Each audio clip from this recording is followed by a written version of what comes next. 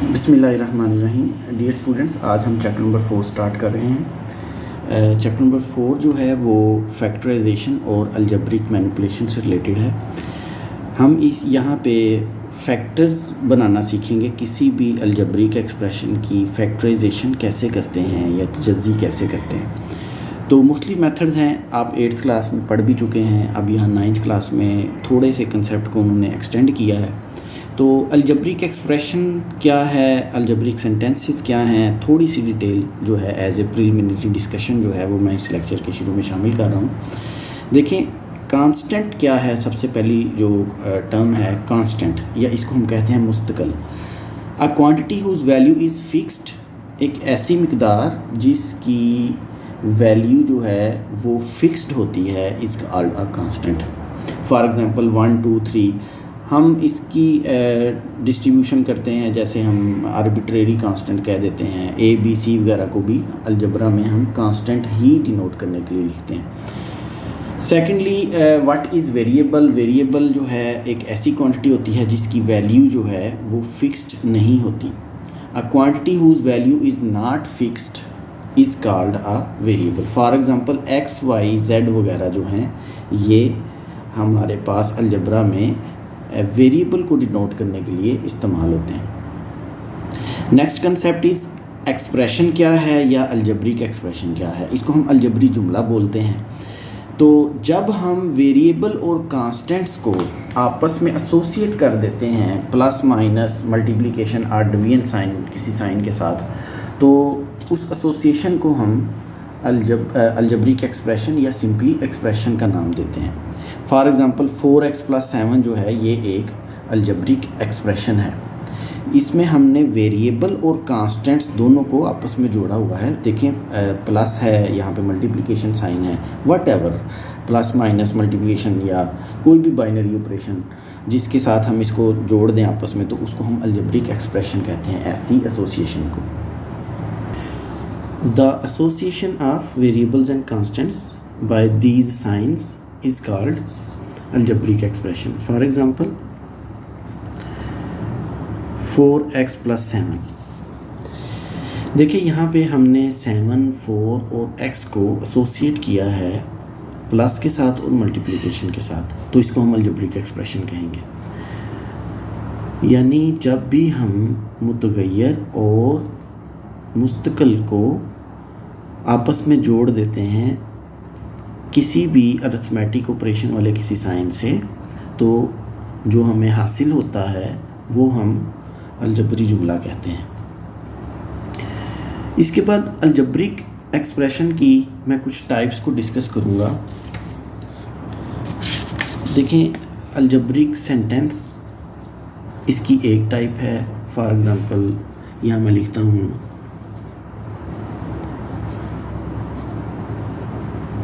Algebraic expression. इसकी हम दो तरह से टाइप्स डिस्कस करेंगे। सबसे पहले हम डिस्कस करते हैं पॉलिनोमियल की टाइप, और सेकेंडली हम डिस्कस करेंगे अलजेब्रिक सेंटेंस।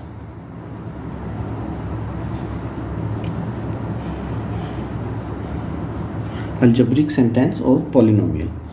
देखें, पॉलिनोमियल क्या है। पॉलिनोमियल में इसको उर्दू में कहेंगे कसीर रकमी।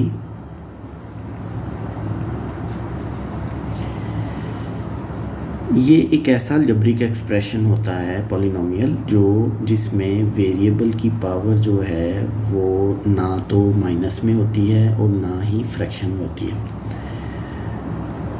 पॉलिनोमियल एक ऐसा अलजेब्रिक एक्सप्रेशन है, ऐसा अलजेब्री जुमला है जिसमें वेरिएबल इन्वॉल्व जो है उसकी पावर ना तो माइनस में होती है और ना ही फ्रैक्शन में होती है। तो हम कहेंगे it is an algebraic expression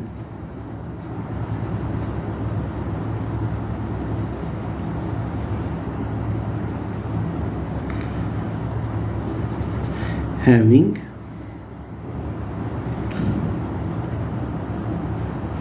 no power with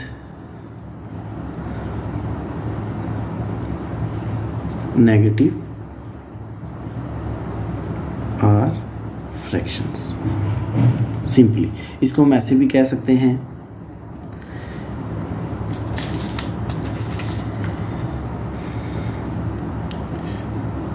an algebraic expression having non-negative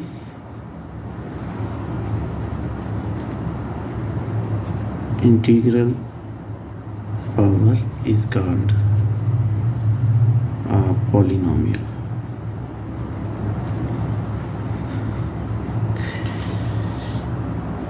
polynomial या कसीर रकमी एक ऐसा अलजेब्रिक एक्सप्रेशन होता है जिसमें इन्वॉल्व वेरिएबल की पावर ना माइनस होती है और ना ही बटे में होती है, ना ही फ्रैक्शंस में होती है। दूसरे अल्फाज में हम इसको क्या कहते हैं, ऐसा अलजेब्रिक एक्सप्रेशन है, ऐसा अलजेब्री जुमला है जिसमें वेरिएबल इन्वॉल्व जो है उसमें पावर कोई भी जो है वो नॉन नेगेटिव इंटीग्रल पावर हो। अलजेब्रिक एक्सप्रेशन एक ऐसा अलजेब्रिक एक्सप्रेशन जिसमें पावर्स जो हैं वो नॉन नेगेटिव और इंटीग्रल पावर हो, उसको हम पॉलिनोमियल कहते हैं। देखिए इसमें जब एक टर्म आती है, जैसे हम कहते हैं 4x है, तो इसको हम कह देते हैं दिस इज़ मोनोमियल। अगर दो टर्म्स आ जाएं 4x + 7 तो इसको हम कहते हैं बाइनोमियल। इसी तरह हम अगर 3 टर्म्स आ जाएं 4x + 7y + z तो इसको हम कहते हैं दिस इज़ ट्राइनोमियल। तो इनको हम उर्दू में यक रकमी कहेंगे, दो रकमी कहेंगे और सह रकमी कहेंगे। तो जब यक रकमी, दो रकमी और सह रकमी के बाद हम इसको कसीर रकमी की तरफ आते हैं जिसमें कसीर रकमी होती है, लेकिन इसका लफ्ज़ी मतलब तो जो ले रहे हैं वो नहीं है। यानी इसमें एक टर्म भी ऐसी हो सकती है जो पॉलिनोमियल हो, यानी मोनोमियल को भी हम पॉलिनोमियल कह सकते हैं, बाइनोमियल को भी हम पॉलिनोमियल कह सकते हैं। यानी इसमें कसीर रकमी जैसे कि इसके नाम से ज़ाहिर है पॉलिनोमियल, इसका हरगिज़ ये मतलब नहीं है कि बहुत ज़्यादा कसीर तादाद में टर्म्स होंगी तो उसको पॉलिनोमियल कहा जाएगा, ऐसा नहीं है। मीन्स के जो मोनोमियल है वो भी पॉलिनोमियल हो सकता है। जो उसके लिए कंडीशंस हैं वो यही हैं कि नॉन नेगेटिव इंटीग्रल पावर हो वेरिएबल की, जस्ट। तो ये है पॉलिनोमियल। इसमें एक चीज़ और भी याद रखें कि फैक्टर ऑफ पॉलिनोमियल होता है हमेशा, फैक्टर ऑफ पॉलिनोमियल होगा नंबर 1।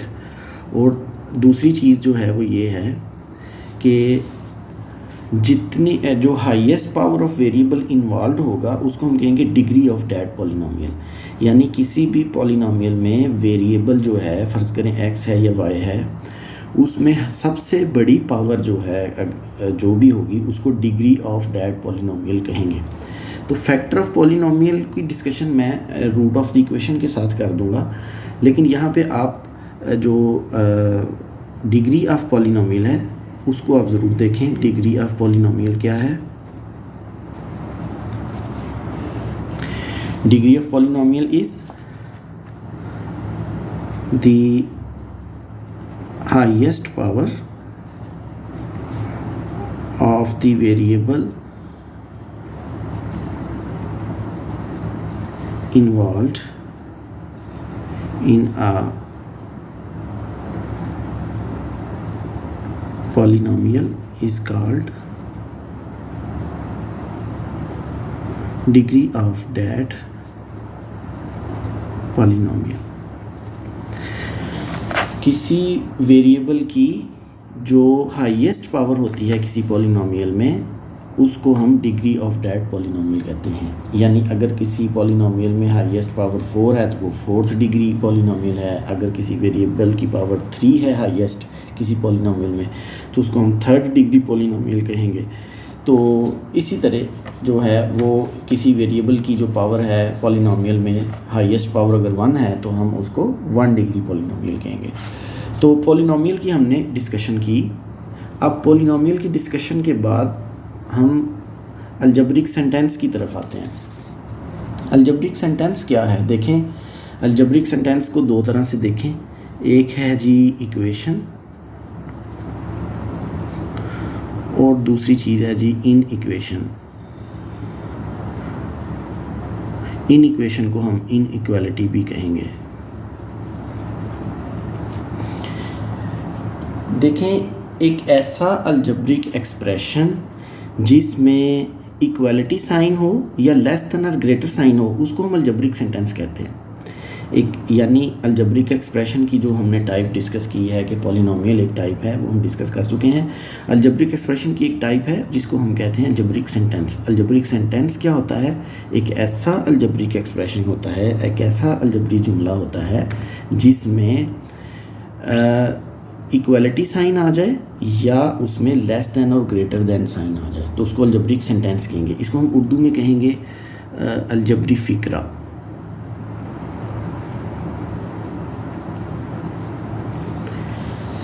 यानी जो आपका अलजेब्रिक एक्सप्रेशन है वो वन साइडेड होता है और आपका अलजेब्रिक सेंटेंस जो है वो टू साइडेड होता है। यानी जब इक्वालिटी साइन आ गया तो फिर आप लेफ़्ट हैंड साइड और राइट हैंड साइड की बातें शुरू कर देंगे। इसी तरह जब आप इन इक्वेशन की बात करेंगे उसमें लेस देन और ग्रेटर देन की बात हो जाती है तो उसमें भी टू साइड्स हो जाती हैं, यानी लेफ़्ट हैंड साइड और राइट हैंड साइड। लेकिन जो अलजेब्रिक एक्सप्रेशन इटसेल्फ है उसमें सिर्फ सिंगल साइड ही होती है। तो सिंपली हम इक्वेशन की डेफिनेशन क्या करेंगे, इसके बाद हम इक्वेशन का लिख रहे हैं। इक्वेशन क्या है,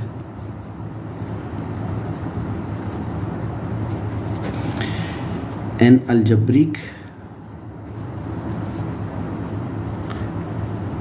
एक्सप्रेशन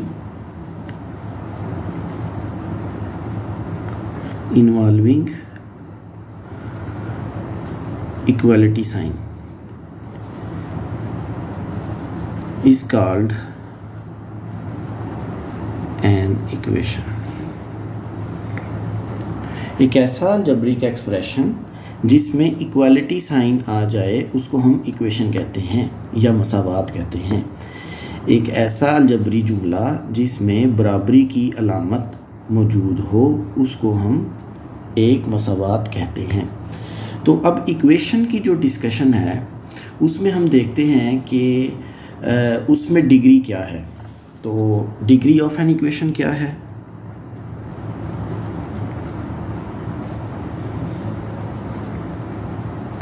इसको हम कहेंगे किसी मसावात का दर्जा क्या है। तो इसमें भी यही है, the highest power of variable involve in an equation is called degree of that equation. The highest power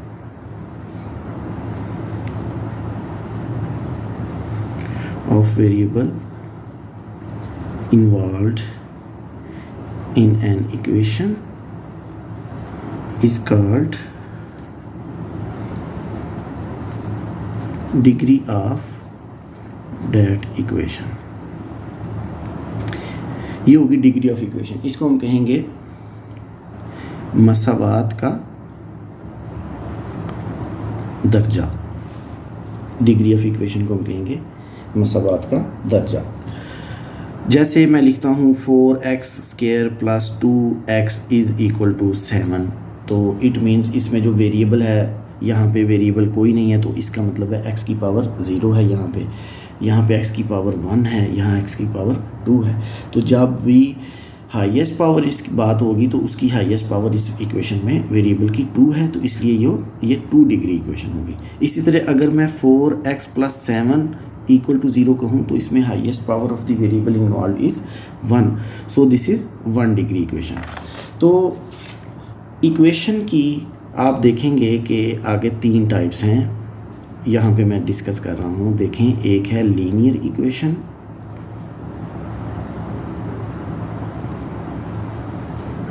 फिर है जी क्वाड्रेटिक इक्वेशन,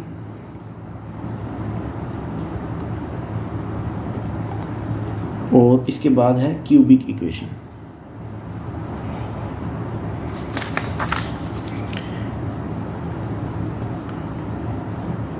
क्यूबिक इक्वेशन हम इनको 1 बाय 1 डिस्कस करते हैं।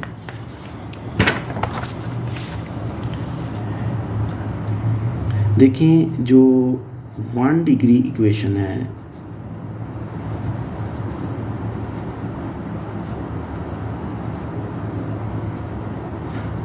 इसको हम लीनियर इक्वेशन भी कहते हैं।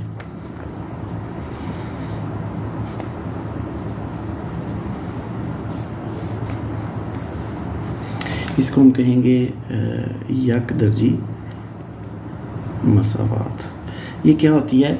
एक ऐसी इक्वेशन होती है जिसमें highest power of the variable is 1। An equation in which highest power of the variable involved is 1, it is called linear equation और 1 डिग्री इक्वेशन या यकदर्जी मसावात। तो इसी तरह जो क्वाड्रेटिक इक्वेशन क्या है या सेकंड डिग्री इक्वेशन क्या है? सेकंड डिग्री इक्वेशन, इसको हम कहते हैं जी 2 दर्जी मसावात। तो क्वाड्रेटिक इक्वेशन या सेकंड डिग्री इक्वेशन क्या होता है? एक ऐसी इक्वेशन होती है जिसमें इन्वॉल्व वेरिएबल की हाईएस्ट पावर जो है वो 2 होती है। एक ऐसी मसावात जिसमें मुतगय्यर की सबसे बड़ी पावर 2 हो, उसको हम सेकंड डिग्री इक्वेशन कहते हैं या क्वाड्रेटिक इक्वेशन कहते हैं। ठीक है, यही हमारे चैप्टर का नाम है कि क्वाड्रेटिक इक्वेशंस एंड इनइक्वालिटीज़। तो इनइक्वालिटी की हम बात कर चुके हैं। जो बातें हम इक्वेशन के लिए कह रहे हैं वही बातें इन इक्वेशन के लिए हैं। सिंपली फ़र्क क्या है? इसमें सिर्फ इक्वालिटी साइन होता है और इसमें ग्रेटर और इक्वल का साइन भी हो सकता है, ग्रेटर और लेस देन का साइन होता है। यानी इन इक्वेशन भी एक अलजेब्रिक सेंटेंस है involving this or this sign. इसकी डेफिनेशन सेम होगी, मैं लिख नहीं रहा, आप खुद लिख सकते हैं इसको। And it is an algebraic sentence, it is an algebraic expression involving greater or less than sign. तो उसको हम कहेंगे गैर मसावात या इन इक्वेशन या इन इक्वालिटी। तो यहाँ पे फिर आप थर्ड डिग्री, इसी तरह हम 1 डिग्री पढ़ लिया, फिर हम सेकंड डिग्री इक्वेशन जिसमें हाईएस्ट पावर जो है वो डिग्री जो है वो 2 होगी। जब थर्ड डिग्री इक्वेशन क्या होती है? इसी तरह थर्ड डिग्री इक्वेशन होगी जिसमें highest power of variable involve जो है वो क्या होगी? 3 होगी। उसको हम क्यूबिक इक्वेशन भी कहेंगे। इसी तरह फोर्थ डिग्री इक्वेशन क्या होती है? जिसमें highest power of variable involve is 4। तो इस तरह फिफ्थ डिग्री इक्वेशन क्या होती है? जिसमें highest power of variable involve is 5। तो यहाँ पे हम इसको क्लोज करते हैं इस टॉपिक को। क्यूबिक इक्वेशन और third degree equation.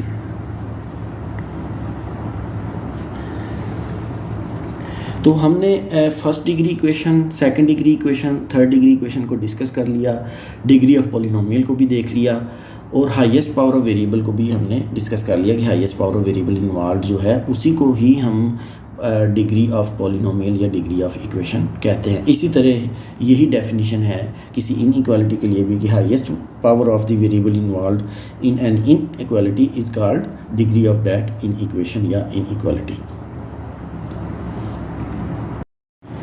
Now we start exercise 4.1। Exercise 4.1 का पहला क्वेश्चन है factorize by identifying the common factors. Common factors को आइडेंटिफाई करें, मुश्तरक जुज़्वे ज़रबी की शनाख्त करके इसकी तजज़ी करें, फैक्टराइजेशन करें। सिंपल सी चीज़ है ये कि आप 8th क्लास में पढ़ चुके हैं। इन दोनों टर्म्स में ये एक पहली टर्म है 6x, सेकंड टर्म इज़ 12। तो इसमें से 6 कॉमन लेंगे हम और हमारे पास बच जाएगा x + 2। अब ये दोनों 6 और x + 2 दो चीज़ें हैं जो कि मल्टीप्लाई होके आंसर आ रहा है। तो जब मल्टीप्लाई होके आंसर आ रहा हो तो वो उसके फैक्टर्स होते हैं अलजेब्रिक एक्सप्रेशन के। तो इसको आप लिख भी सकते हैं यहाँ पे, take out common factor 6 from, बाज एक स्टेप बढ़ा के आप इसको पहले मल्टीप्लिकेशन की शक्ल में लिख सकते हैं कि 6 × x एंड 6 × 2। फिर हम 6 को कॉमन लेते हैं। सिंपली स्पीकिंग आप ये कह सकते हैं कि जब भी हम कॉमन लेते हैं तो इसका मतलब है आप अंदर वाली टर्म्स के साथ उस को डिवाइड कर रहे होते हैं। बेसिकली कॉमन लेने का मतलब है आपने जुज़्वे ज़रबी बनाया है उसको, तो इट मीन्स के अंदर आप उसको डिवाइड कर रहे होते हैं। यानी 6x को जब 6 से डिवाइड करेंगे तो x रह जाएगा, 12 को जब 6 से डिवाइड करेंगे तो 2 रह जाएगा। तो कॉमन निकालने का ये बहुत ही सिंपल सा मेथड है। तो ये इसका आंसर है जी। अब हम पहले क्वेश्चन का सेकंड पार्ट करते हैं, that is 15y² plus 20y।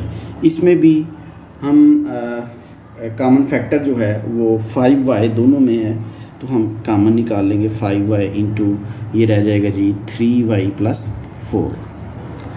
देखिए अगर हम इनको मल्टीप्लाई करेंगे तो ये 15y² हो जाएगा प्लस 20y के इक्वल आ जाएगा। तो हमने ये दोनों क्वेश्चंस, पहले क्वेश्चन के फर्स्ट 2 पार्ट्स को कॉमन निकाल के फैक्टराइज कर दिया। Third part of question number 1 क्या है, -12x² माइनस 3x। इसमें से हम -3x कॉमन निकाल सकते हैं दोनों टर्म्स में जो मौजूद है। तो -3x इंटू क्या रह जाएगा हमारे पास, -3x 4x रह जाएगा। ये डिवाइड करेंगे ना, माइनस माइनस के साथ कैंसिल हो जाता है। 3 को जब डिवाइड करेंगे 12 से तो ये हो जाएगा 4 और x एक कट जाएगा x² के साथ माइनस, और ये +1 रह जाएगा क्योंकि इसको डिवाइड किया -3x को -3x से। तो -3 इंटू 4x + 1 जो है ये हमारे पास आंसर आएगा। अच्छा, क्वेश्चन नंबर 1 का अब फोर्थ पार्ट है, 4a² b प्लस 8ab²। इसमें भी सिंपल सा क्वेश्चन है। फोर्थ पार्ट में हम 4ab कॉमन ले सकते हैं। 4ab कॉमन है तो a प्लस ये 2 हो जाएगा और b, ये हमारे पास इसका आंसर आ जाएगा। क्वेश्चन नंबर 1 का फिफ्थ पार्ट है, xy -3x plus 2x, 3x² है। तो ये 3 टर्म्स के पर मुश्तमिल एक अलजेब्रिक एक्सप्रेशन है जो फिफ्थ पार्ट है। इसमें हम मेरा ख्याल है सिर्फ x ही कॉमन ले सकते हैं। तो x कॉमन लें हम तो ये आ जाएगा y -3x plus 2, y -3x plus 2। Last part of question number 1, sixth part है, that is 3a² b minus 9ab² plus 15ab। तो इस लास्ट पार्ट में हम 3ab को कॉमन निकाल सकते हैं तीनों टर्म्स में से। हम लिखेंगे 3ab इंटू ये रह जाएगा a -3b plus 5, ab common चला गया तो ये इसका आंसर आ जाएगा। This was all about question number 1। Question number 2 के 4 पार्ट्स हैं, तो इन चारों को भी हमने फैक्टराइज ही करना है। First part of question number 2 is 5x plus 15। इसमें सिंपल सी बात है, हम 5 कॉमन निकाल लेंगे। 5 इंटू एक्स प्लस 3 जो है इसका आंसर आ जाएगा। देखिए इसकी पिक्टोरियल रिप्रेजेंटेशन भी सिखाई गई है आपकी बुक में। मैं समझता हूँ कि उसका that is beyond the scope. आप 9th क्लास में हैं तो एग्जामिनेशन पॉइंट ऑफ व्यू से उसकी कोई हैसियत नहीं है। वैसे भी प्रैक्टिकली भी जब हम फैक्टराइजेशन कर रहे होते हैं तो जो पिक्टोरियल रिप्रेजेंटेशन है तो उसको हम कभी भी कंसीडर नहीं करते, इसलिए मैं उसको डिस्कस ही नहीं कर रहा आपके इस लेक्चर में। तो आपने सिंपल इसी मेथड से ही फैक्टराइजेशन करनी है। तो क्वेश्चन नंबर 2 का फर्स्ट पार्ट था। क्वेश्चन नंबर 2 का जो सेकंड पार्ट है, that is x² plus 4x plus 3। इसमें आपने 8th क्लास में सीखा था कि जो x² वाली टर्म है, फिर x वाली टर्म है और फिर x के बगैर वाली है। सिंपल सी बात है, आपने जो x वाली टर्म है उसको 2 हिस्सों में स्प्लिट करना होता है फैक्टराइजेशन करते वक्त। इसको हम क्वाड्रेटिक एक्सप्रेशन कहते हैं, यानी इसमें हाईएस्ट पावर 2 होती है। तो वेरिएबल की जब हाईएस्ट पावर 2 है तो वो सेकंड डिग्री एक्सप्रेशन है, सेकंड डिग्री पॉलिनोमियल है या सेकंड डिग्री इक्वेशन है।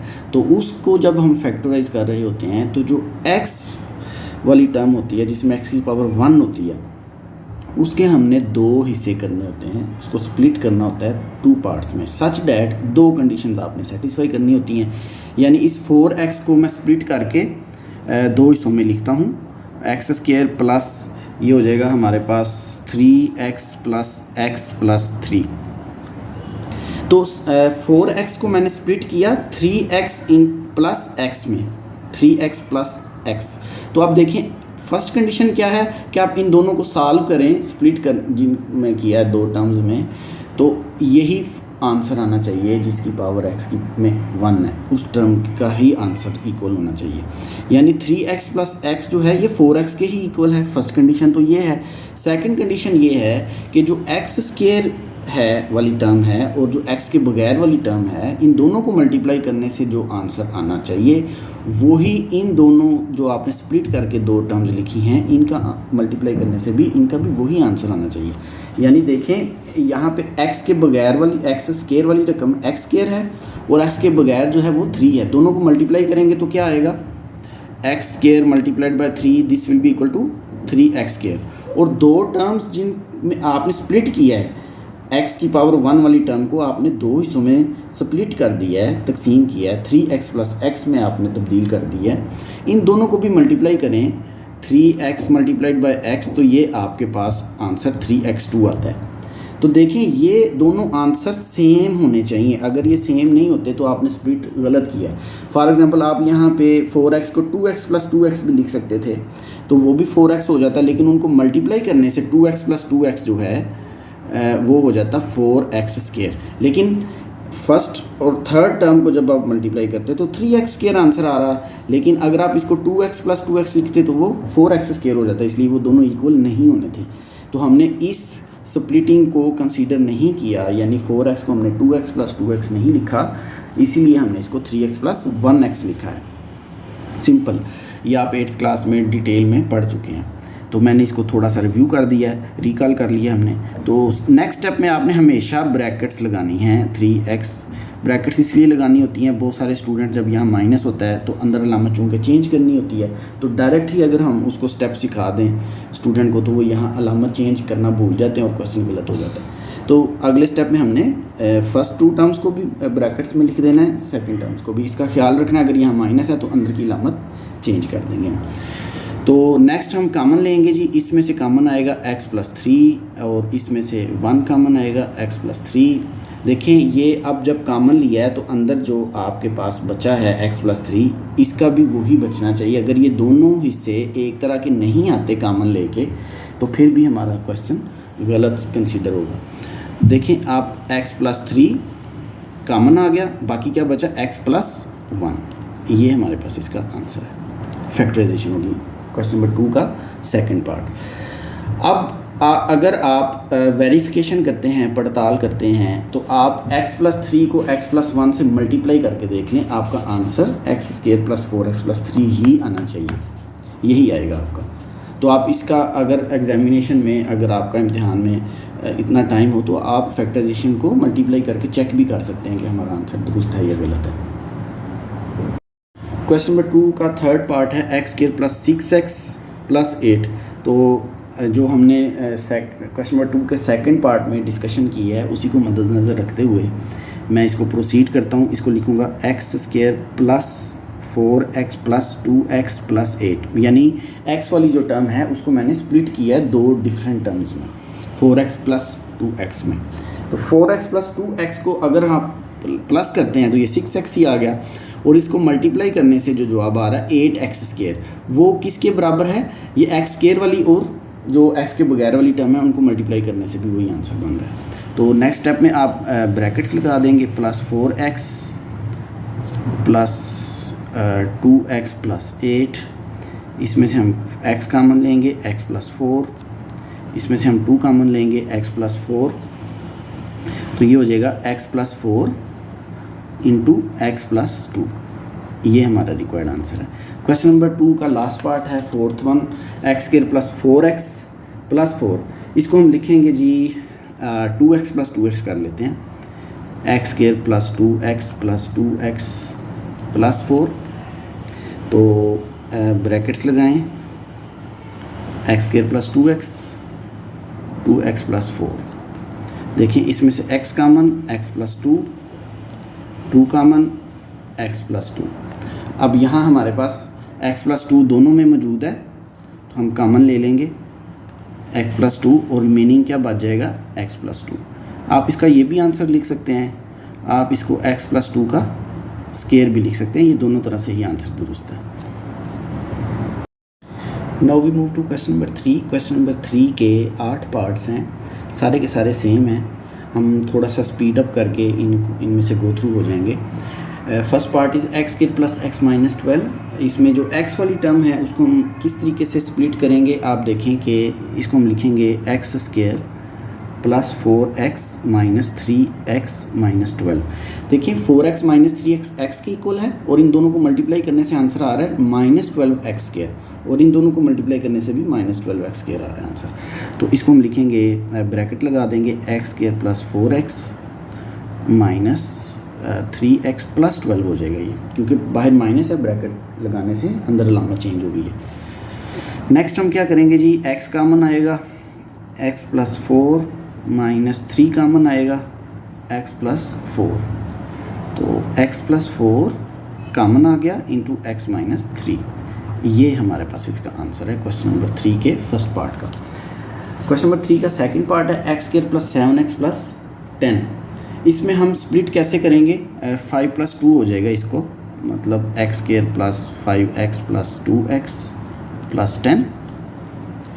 इसमें ब्रैकेट्स लगा लीजिएगा आप, 5x प्लस 2x प्लस 10, ये मैंने ब्रैकेट लगा दी दो टर्म्स को।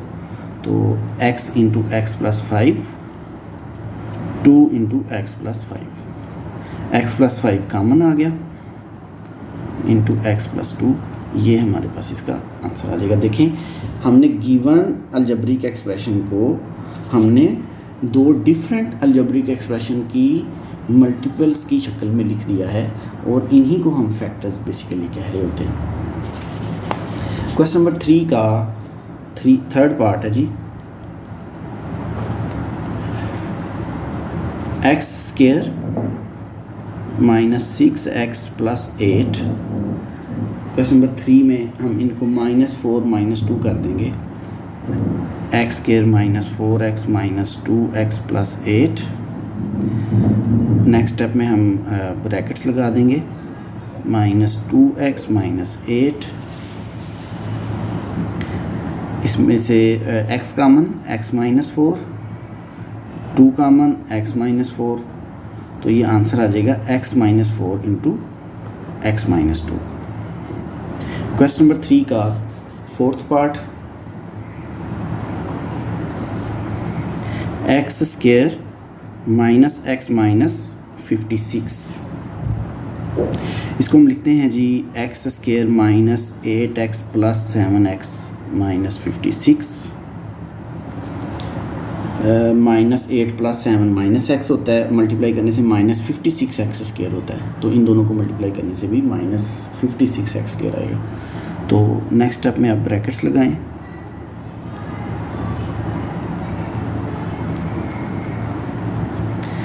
क्या हो जाएगा, x माइनस 8, 7 कामन, x माइनस 8, x माइनस 8 कामन आ गया, x प्लस 7, यही हमारा इसका आंसर है।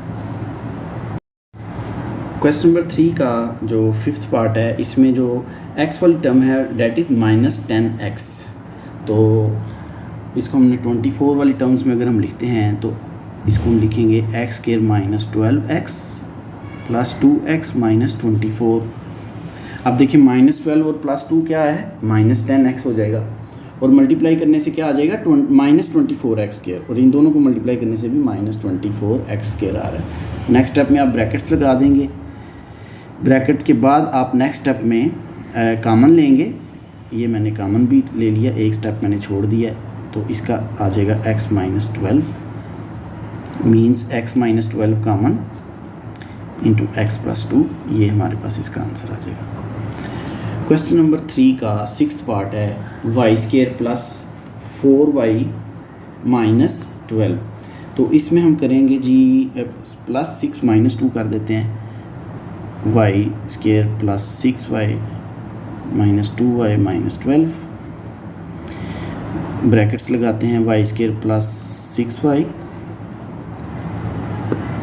2y प्लस 12 हो जाएगा ये, क्योंकि ब्रैकेट के बाहर माइनस है तो अंदर की अलामत चेंज होगी। इसको हम लिखेंगे y कामन के साथ, y प्लस 6, 2 कामन, y प्लस 6। अब y प्लस 6 कामन आ गया इंटू y माइनस 2, ये हमारे पास इसका आंसर आ जाएगा। क्वेश्चन नंबर 3 का 6th पार्ट। क्वेश्चन नंबर 6 का 7 पार्ट है y square plus 13y plus 36। तो इसको हम 13y को स्प्लिट करेंगे एज 9y प्लस 4y। तो इसको लिखेंगे जी y square plus 9y plus 4y plus 36। Next step में मैं ब्रैकेट और कामन दोनों इकट्ठे ले रहा हूँ। आपने पहले स्टेप में ब्रैकेट्स लगानी है और उससे नेक्स्ट स्टेप में आपने कामन लेना है। तो ये हो जाएगा जी y प्लस 9, 4 कामन, y प्लस 9, y प्लस 9 कामन आ जाएगा इंटू y प्लस 4। ये हमारे पास इसका आंसर है। क्वेश्चन नंबर 3 का 8th part, last part of question number 3, it is x square minus x minus 2। देखिए माइनस x माइनस 2 को हम लिख सकते हैं x square as it is minus 2x plus x minus 2। Minus 2x plus x is equal to minus x और multiply करने से minus 2x square हो रहा है। ब्रैकेट्स लगाएं एक स्टेप में, उससे नेक्स्ट स्टेप में फिर ये कामन लें। मैं दोनों स्टेप एक ही स्टेप में कर रहा हूँ। x माइनस 2 रह जाएगा plus 1 x minus 2, it will be equal to x minus 2 common आ गया, रिमेनिंग बचा x प्लस 1। ये हमारे पास आंसर है। क्वेश्चन नंबर 3 के 8 पार्ट थे जो कि हमने सॉल्व कर लिए। क्वेश्चन नंबर 4 के भी 8 पार्ट्स हैं, हम एक एक करके उनको सॉल्व करते हैं। क्वेश्चन नंबर 4 का फर्स्ट पार्ट है 2x square plus 7x plus 3। इसको हम जो x वाली टर्म है उसको स्प्लिट करते हैं, 2x square plus 6x plus x plus 3। ये हो जाएगा 7x और मल्टीप्लाई करने से 6x स्क्वायर, इनको भी मल्टीप्लाई करने से 6x स्क्वायर ही हो रहा है। तो नेक्स्ट स्टेप में आप ब्रैकेट्स लगाएंगे, उससे नेक्स्ट स्टेप में आप कॉमन लेंगे। मैं एक ही स्टेप में ये कर रहा हूँ। 2x कॉमन आएगा फर्स्ट 2 टर्म्स में से, ये हो जाएगा x प्लस 3। इन दोनों में 1 कॉमन आएगा, x प्लस 3। तो x प्लस 3 कॉमन आया और रिमेनिंग बच गया 2x प्लस 1। यही हमारे पास इसका आंसर है। क्वेश्चन नंबर 4 का सेकंड पार्ट है 2x square plus 11x plus 15। तो आई थिंक सो इसको हम 6 और 5 में स्प्लिट करते हैं। ये हो जाएगा 2x square plus 6x plus 5x plus 15। देखें 6x और 5x 11x हो गया और मल्टीप्लाई करने से हो जाएगा 30x स्क्वायर, और 15 को 2 से x स्क्वायर से मल्टीप्लाई किया तो फिर भी 30x स्क्वायर ही आंसर आ रहा है। नेक्स्ट स्टेप में आप ब्रैकेट्स लगाएंगे, उससे नेक्स्ट स्टेप में आप फिर कॉमन निकालेंगे। 2x x प्लस 3, 5 कामन, x प्लस 3। तो x प्लस 3 कामन है दोनों में, रिमेनिंग क्या बचा 2x प्लस 5।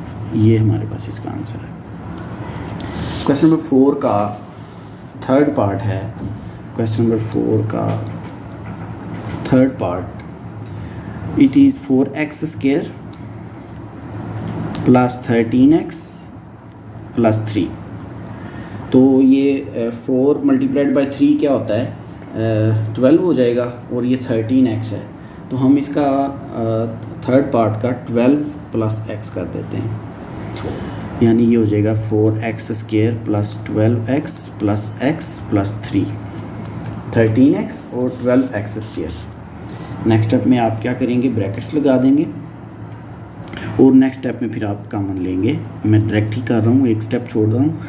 4x स्क्वायर में से 4x कॉमन गया तो x रह गया और 3 रह गया, प्लस 1 इंटू x प्लस 3। तो ये हो जाएगा x plus 3 common 4x plus 1। ये हमारे पास इसका आंसर है। क्वेश्चन नंबर 4 का फोर्थ पार्ट है 3x square plus 5x plus 2। देखिए इसमें 3x स्क्वायर जो फोर्थ पार्ट है उसमें हम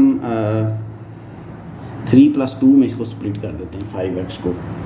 ये हो जाएगा जी 3x² + 3x + 2x + 2 5x और मल्टीप्लाइड बाय हो तो फिर हो जाएगा 6x²। ओके, इसमें भी मैं एक स्टेप छोड़ रहा हूँ, ब्रैकेट लगाने वाला ब्रैकेट लगाएंगे और फिर नेक्स्ट कॉमन लेंगे। 3x कॉमन है और ये हो जाएगा जी x + 1 और 2 कॉमन है x + 1, ये रह जाएगा जी x + 1 × 3x + 2। Question number 3x + 2 और x + 1, ये हमारा आंसर है क्वेश्चन नंबर 4 का फोर्थ पार्ट। क्वेश्चन नंबर 4 का फिफ्थ पार्ट की तरफ चलते हैं। This is 3y² - 11y + 6। देखें ये 6 और 3 मल्टीप्लाई होने से 18 बन जाएगा 18।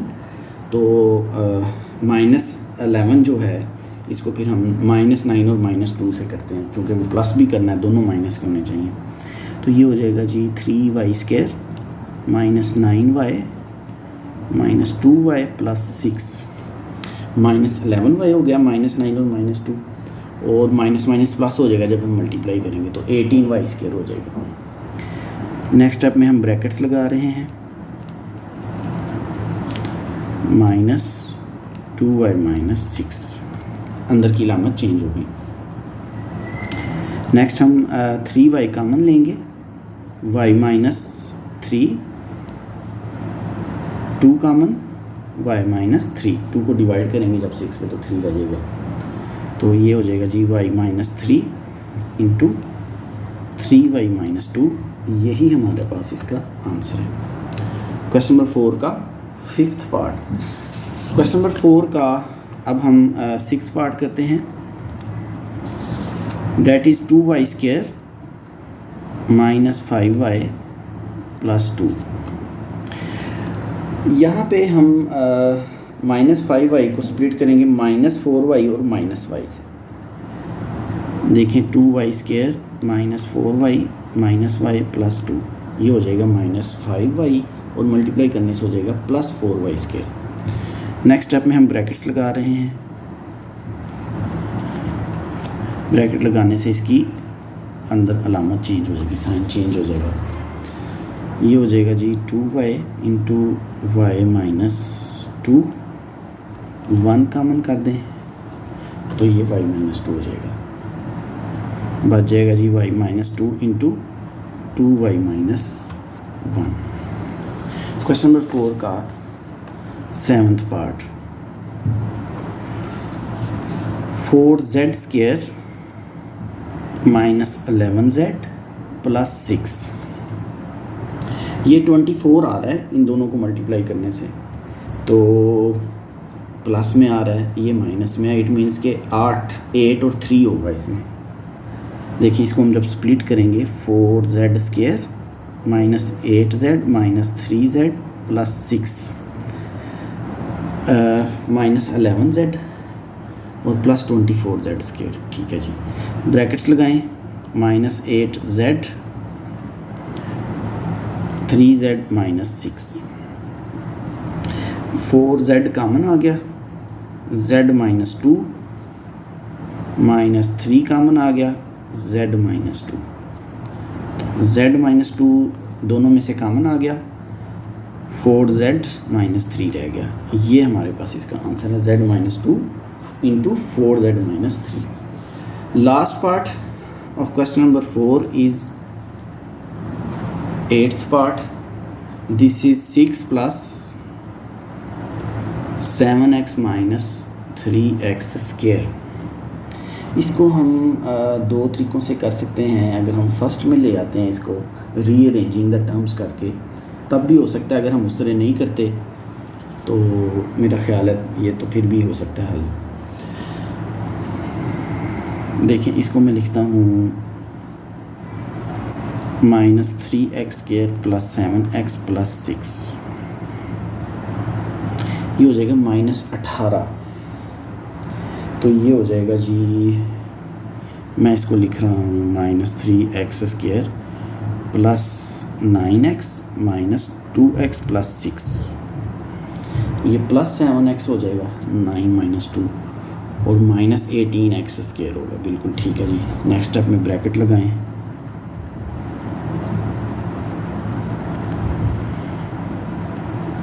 (2x - 6 हो जाएगा -6 हो गया। ठीक है जी। इसको हम करेंगे जी 3x कॉमन, ये क्या रह जाएगा 3 भी चला गया, x भी -x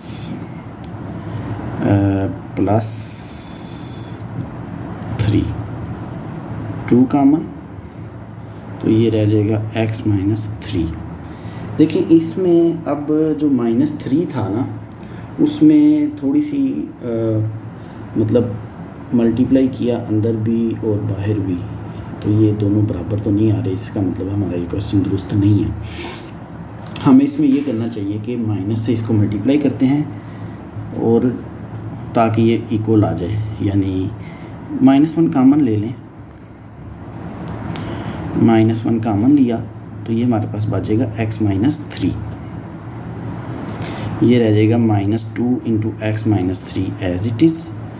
तो हम लिखेंगे -3x × x - 3 - 2 × x - 3, क्योंकि हमने ये दोनों सेम रखने होते हैं। तो x - 3 कॉमन आ गया, तो ये आ जाएगा जी -3x -2। इसमें से फिर माइनस कॉमन लें तो ये हो जाएगा जी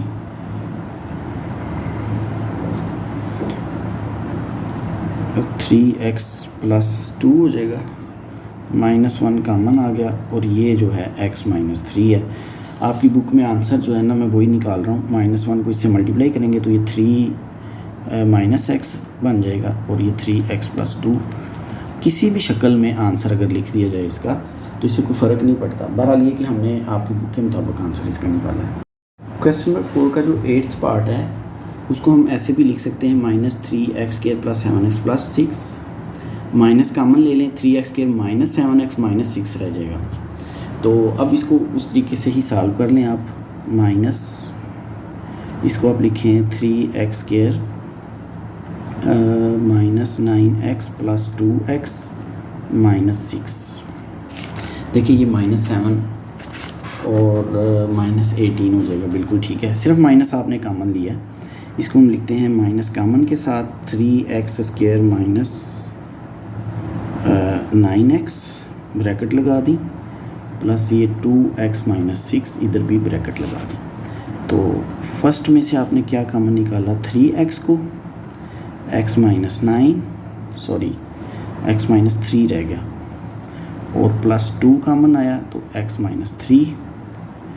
नेक्स्ट क्या होगा जी, x - 3 कॉमन है और 3x + 2 है। अब आपकी बुक के मुताबिक अगर हम आंसर निकालें तो वो ये माइनस को सिर्फ इस पहली टर्म में मल्टीप्लाई कर रहा है अंदर, तो इसको कैसे लिख देगा, -x कर रहा है +3 कर देगा। तो हम इसको लिख देते हैं कि 3 - x और ये रिमेनिंग जो टर्म है फैक्टर है वो एज इट इज़ लिखा जाएगा। अब दोनों में से जो भी आपको आसान लगे कर सकते हैं, दोनों मेथड ही ठीक है।